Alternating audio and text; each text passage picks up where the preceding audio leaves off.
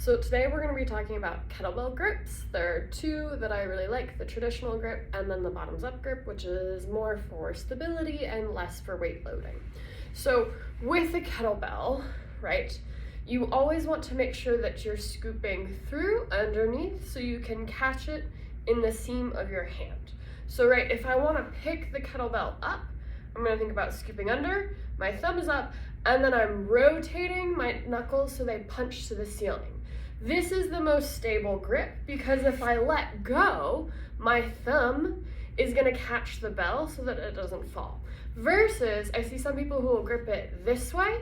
If I let go, that's a lot more load just on the ligaments of my thumb, and it's going to be a lot less stable. So when you're gripping a kettlebell, you want to think about scooping under and then punching up so that your knuckles end up on the ceiling or towards the ceiling.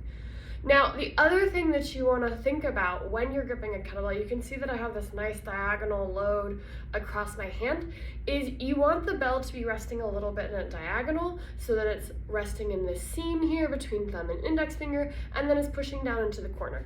That'll help you really feel a lot of engagement, particularly through your biceps and through your shoulder, versus if it's sort of less diagonal and it's not hitting this corner of your hand, you're not going to be able to push through as easily, versus if you shift it so it's a little bit more diagonal, it'll rest there.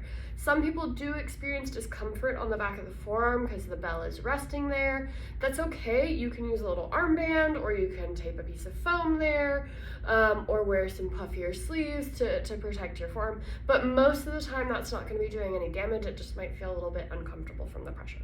So big things, if you're picking up a kettlebell for a single-handed grip or overhead things, you're gonna scoop your hand through, grip, and then punch your hand to the ceiling.